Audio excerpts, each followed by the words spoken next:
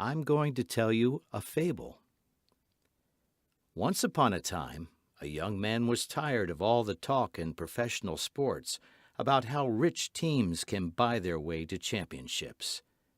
Then professional sports developed the concept of salary caps so that rich teams couldn't spend any more money to hire players than the poorer ones. And things were better.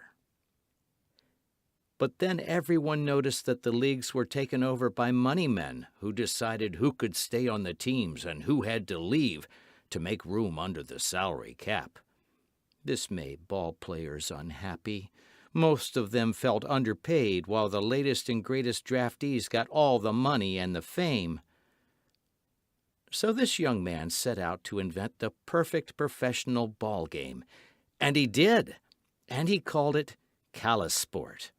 KALESPORT would require all the teams to pay the exact same total amount for all the players who played. The teams could hire cheap players and expensive players and play any of them in any particular game, but their total salaries were established by the league. Armed by this concept, the young man rapidly created a KALESPORT league, and it was very good. He only made one mistake. The first commissioner he hired fancied himself a jokester. He noted the name of the game resembled a certain leafy vegetable, so he wrote in the league rules that all balls would have to be made from pigskin dyed green. And he took to calling the game KALESPORT. So today, endless leagues of players play KALESPORT every summer weekend. In KALESPORT, the board game, we don't worry about the minutiae of how to play. We get to be managers, choosing our teams from a roster to make the best offensive and defensive combinations we can, while keeping to an absolute number for the sum of salaries. Using big data analysis, we have taken the characteristics of actual players, like height, weight, their circumference of their biceps, and their birthdays, to make a formula for how much to pay each player. And to even out the income of the players, which is fairer to them, right? The commissioner is going to change the formula every week. So let's have a look at what goes into a game of KALESPORT. Here is the board, and here are the phases of the game. We start off with arranged teams, then games 1, draft 1, games 2, draft 2, games 3, draft 3, games 4, draft 4, and games 5. During each of the games segment, each player will play 2 games against different opponents. So in the course of playing this, we'll have one full season of KALESPORT, where every team in the league, it's 3 to 6 players, will play 10 games. We'll keep track of their wins over here and their cumulative point totals over here to break any ties. Today I'm setting up just 2 teams so that we can see on a compressed scale what goes on in the game. First, we need a little education about the cards and how to read them. Here's a typical player. You can see that he is a forward and that he has a green stat, which is offense, of 3, a defensive stat of 0, a health stat of 3, and a speed stat of 1. The numbers at the bottom have to do with his price, and we'll get into that when we price out our teams. You can tell the positions that the players play by other indicators. The position block not only calls out the name of the position, but you may also have noticed it's green for the forward. If this were a midfielder, it would be half green and half red, and if it were a backer, it would be all red. A tanker would have all blue, and a glide will be all yellow. You can disdain the little stick figure if you like. It's okay. Actually, they're just placeholders. Instead of the stick figures, imagine these cards adorned with the smiling portraits of all the kids and all the soccer teams in your city. Or all the faces from both families at your daughter's wedding. Or all your favorite manga characters. The possibilities are endless for customizing this game for your audience. Just saying. Players are each dealt a team of 16 players.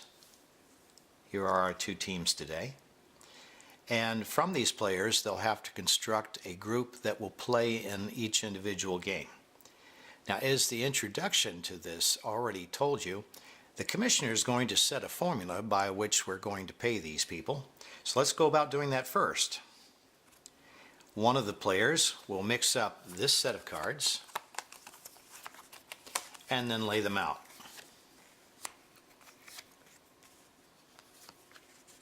You can see these are numbered 0, 1, 2, 3. A different player will mix these up and lay these out on top. So blue is worth 2. Green is worth 0 this time. 3 for red. Yellow is 1. This will give us the prices of all of our players. Let's have a look at Team 1. Each of your teams have to be constructed from 5 different positions. Here is a forward. This person has an offensive value of 3, a defensive value of 0, a health of 3, and a speed of 1. The numbers at the bottom will describe how much he is to be paid. The next type of person will be a midfielder. And this person, with a 2-1 attack and defense, is a pretty moderate sort of fellow. Then we have backers, who are almost no offense, but they're good on defense. But then there are 2 specialty positions. We have a tanker. He's the heavy guy. His health is always higher than anyone else on the team, and that's important for injuries. Finally, the 5th position is going to be a glide. So once we have all 5 of these positions covered, we then have to bring up the cost of the team to a number of 21 for the total. No more, no less, exactly 21. So here's how we do that. Given these prices for the players, we now examine each of the roster of 16. This fella has 3 greens, which are 0 each, and 1 blue, which is 2. So his total cost is 2. We'll put him here under the 2. 1 green is 0. 2 blues is 4. He'll go over here. Well, what happens, as you can easily see, some of these might exceed number 6, which is my end. 6 is the cap for the price. If a number comes up to be higher than that, it is reduced to 6. I'm going to stop this video right now and then jump ahead and finish laying out this team. All right, I'm back now, and now I have all 16 players in the team laid out according to the amount that they will have to pay in order to use them. You notice that I've got one that's free. He has 1 green, and green is 0 this time. Next time, green's likely be a different number and he'll cost something. But for right now, free player is nice to have. Let's call him into our team. I'm going to pull him down. All right, so there's a forward. Now I need a midfielder. Well, I've got a couple here and a couple here. Looking at their offensive and defensive stats, we can see that these 2 guys are actually better than these, even though they're cheaper. I like that. Let's grab a midfielder and pull him down for our team. Now we need a backer. Well, there's a couple of cheaper backers over here. As a matter of fact, there are only backers. So I've got a 0-1 and a 0-2, and they both cost 3. I'm going to take the better of the 2 and pull him down. He's in my team. I only have 1 glide. Had I not been issued a glide in my original 16, I would lose one of my players randomly, and then fresh cards would be turned up from the pack until I got a glide. Same with the tanker. There are fewer of glides and tankers. They're a little bit uncommon. So he's a 3. I'll put him down here. I only have 1 tanker. He priced out at 6. So here's my 5 basic positions, and to use them, I have already consumed 6 points, twice 3, that's 12 now, 13, 14, and 0. So I'm at 14 points. I have 7 to spend because I must have exactly 21. Now I have to split it between these. This is when it would be good to have a wider distribution of cards, more to choose from. So those 7, I might use 2 2s and a 3. You might use a 4 and a 3. I don't have a way to use 3 2s and a 1 because I don't have any 1s. So looking at the offensive and defensive stats, I think I want to use this guy because he's the best one I see out there, a 3-0. I'm going to pull him down for 2 points. That leaves me with 5 to spend. So I can no longer use a 4 because I don't have a 1 to balance it, so I will have to use a 2 and a 3. Here's my best remaining 3, and my best remaining 2 is this fellow. So I'll move all these up so as not to confuse. This will be my team in the first game.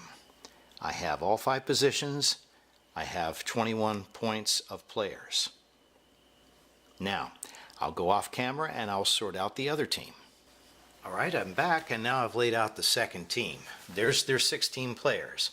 Now let's construct a team for them. I'll need a tanker. There's the only one. 6 points. They had a lot of 6-pointers. Oh, I'm sorry, there's a second tanker. As a matter of fact, we'll use the other one because he's got better stats. He has a 3 and a 2 versus a 2 and a 2. I have 2 glides. They're both 0-0s. I'll just choose this one. I need a forward.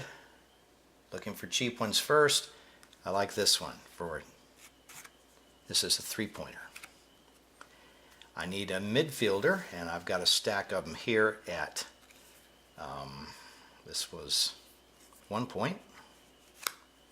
And I need a backer. The cheapest backer I've got is way over here, and he's a 0-1, not so great. I'm thinking I probably want to use somebody from the 6 camp with better stats.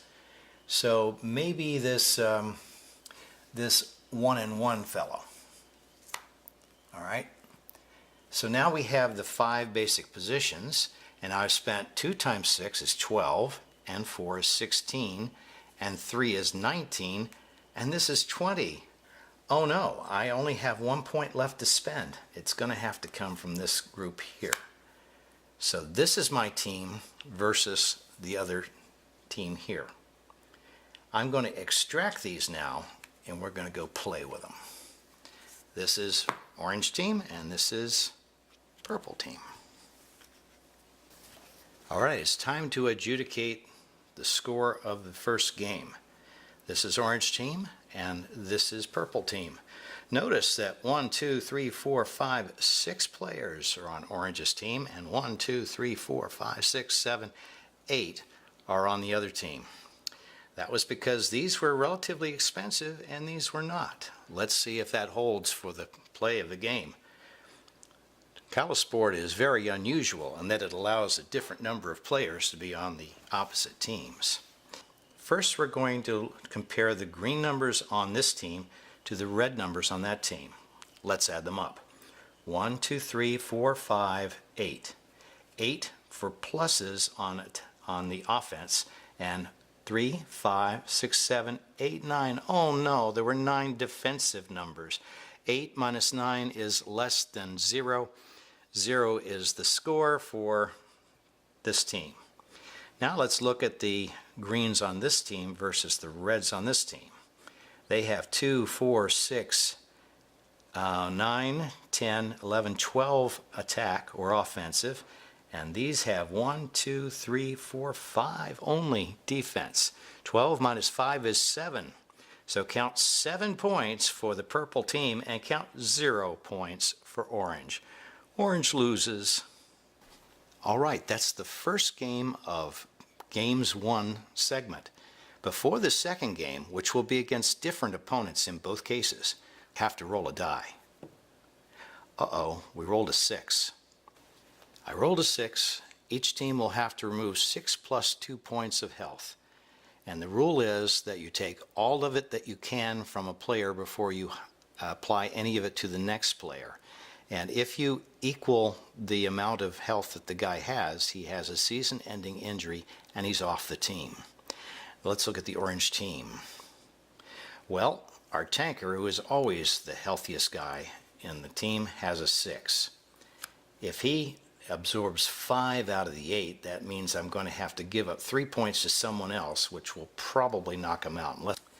So I've got a couple of candidates here, but it matters what they cost. This fellow is 1 times 0 plus 1 times 1. He's a 1-pointer, and looking at the other end of the table, there are no more 1-pointers. So if I got rid of this, I would have to make a real reshuffling of my team to make it meet the requirements in the next match.